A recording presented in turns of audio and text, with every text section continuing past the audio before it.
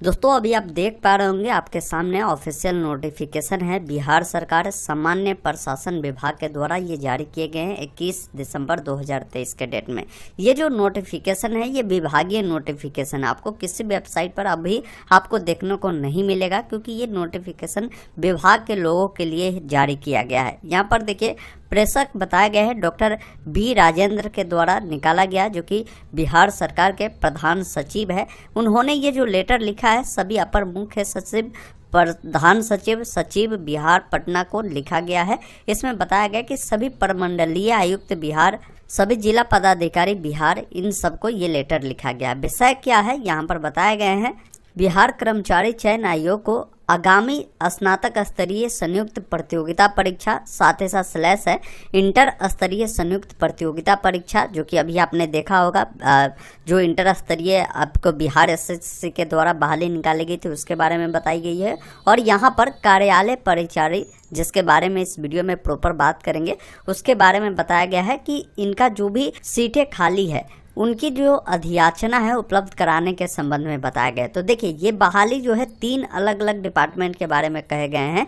तो पहला यहाँ पर इंटर स्तरीय संयुक्त प्रतियोगिता मतलब सीजीएल की जो बहाली होती है बिहार एसएससी के द्वारा, उसके बारे में भी कही गई। ये बहाली भी आपको देखने को मिलेगा, इसमें थोड़ा सा विलम्ब होगा। इंटर स्तरीय भर्ती आपने देखा ये तो हो ही गया, इसका संपन्न करा ली गई है, लेकिन इसमें अभी भी बहुत सारे सीटें बढ़ने की संभावना है जैसे इनके पास सीटों की सूची आएगी। और उसके बाद आपकी जो अपकमिंग बहाली है बहुत जल्द आपको देखने को मिलेगा, वो कार्यालय परिचारी की पद है, जिसके लिए आपकी बहाली जल्द से जल्द कराई जाएगी। उसका सीट यहाँ पर बोला गया कि आप जल्द से जल्द इसकी जो सीट है उपलब्ध करवाइए। कहाँ कितनी है इसकी अधियाचना बनाई जा रही है।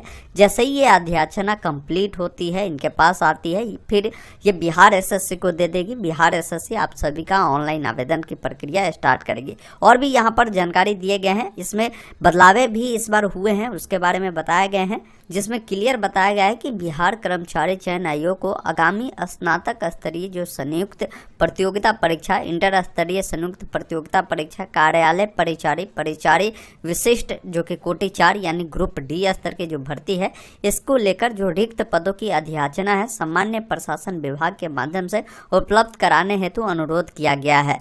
नीचे बताया गया कि विदित हो कि बिहार राज्य विधान मंडल द्वारा बिहार विधिनियम 19/2023 से बिहार पदों एवं सेवाओं की जो रिक्तियों में आरक्षण की जो प्रावधान जो लागू की गई है उसके बारे में कहे गए हैं कि अनुसूचित जातियों, अनुसूचित जनजातियों एवं अन्य पिछड़ा वर्ग के लिए जो अब आरक्षण को बढ़ाया गया है, इसको संशोधन विधिनियम 2023 अधिनियमित किया गया है। इसके अनुसार किसी स्थापना में सेवाओं और पदों की सीधी भर्ती से जो नियमित नियुक्ति में विभिन्न कोटियों के लिए नए सिरे से आरक्षण का जो प्रावधान है वो किया गया है। मतलब जो नए प्रावधान है जिसमें आपने देखा होगा कि आरक्षण की जो लाभ है इन कैटेगरी को यहाँ पर बढ़ाए गए हैं, तो उस अनुसार अब कोटिवार जो सीटों की अधियाचना है वो बनाई जाएगी। उस बेस पर आपकी बहाली प्रक्रिया होगी, इसलिए थोड़ा सा आपका विलंब हो रहा है। उसके अलावा यहाँ पर बताया गया कि उक्त संशोधित अधिनियमों में आलोक में सामान्य प्रशासन विभाग बिहार पटना के पत्रांक संख्या दिनांक 22/11/2023 द्वारा रोस्टर क्लियरेंस के संबंध में विस्तृत दिशा निर्देश जो है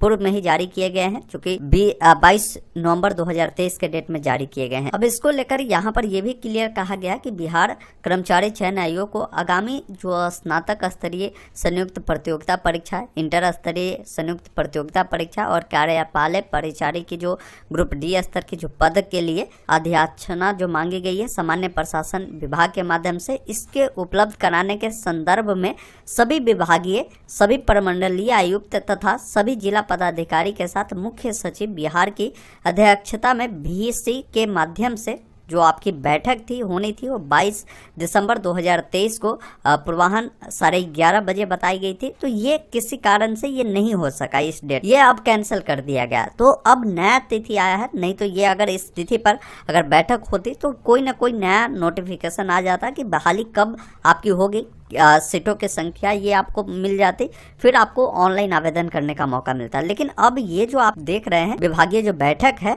वो 5 जनवरी 2024 को कराई जाएगी, जो कि 11:30 बजे है।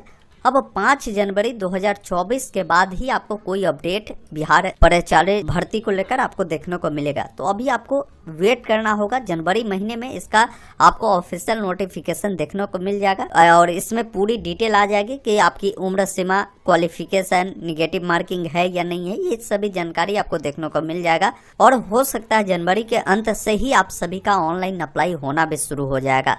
इसकी जानकारी पेपर के माध्यम से भी कई बार दिए गए हैं और आते भी रहते हैं। जैसे इसमें देख पा रहे होंगे, बताया गया कि तृतीय और चतुर्थ वर्गीय 50,000 पदों पर होगी बहाली। तो मतलब ये बहाली जो है आपको 40,000 से लेकर 50,000 के बीच में संख्या में आपको देखने को मिलेगा। और ये प्रक्रिया जो कंडक्ट कराएगी बिहार कर्मचारी चयन आयोग यानी बिहार एसएससी के द्वारा ही आपके कंडक्ट कराए जाएंगे। अब आपके मन में ये कन्फ्यूजन होगा कि इसमें हमारी योग्यता क्या होती है। तो देखिए, इसमें आपकी योग्यता सिर्फ जो होता है 10th पास होता है और जो कैंडिडेट 10th पास है उनका उम्र अगर 18 साल है तो उनको फॉर्म भरने में यहाँ पर मौका दिया जाएगा। एज कब से काउंट होगा तो इसकी जानकारी नहीं है, क्योंकि ये बहाली जो है काफ़ी दिनों बाद आ रही है, तो एज बहुत पीछे से आपको काउंट किए जाएंगे। इन बातों को ध्यान रखिएगा। बाकी रिलैक्सेशन मिलते हैं। सिलेबस क्या होता है इसका, तो सिलेबस जैसे 10th का जो होता है बिहार बोर्ड का उस टाइप का ही होता है, लेकिन कम्पिटेटिव लेवल पे थोड़ा सा रहता है। इसमें इंग्लिश आपका नहीं होता है, 0 नंबर इंग्लिश से होगा। आपकी जो हिंदी है उससे 20 नंबर का प्रश्न पूछे जाएंगे। बाकी आपकी मैथ रीजनिंग से 25 नंबर का और जीके और करेंट अफेयर से 30 नंबर का, साइंस वाले पोर्शन से आपके 25 नंबर के प्रश्न पूछे जाएंगे। 10th लेवल की आपकी जो है इसका पैटर्न होगा कम्पिटेटिव टाइप का।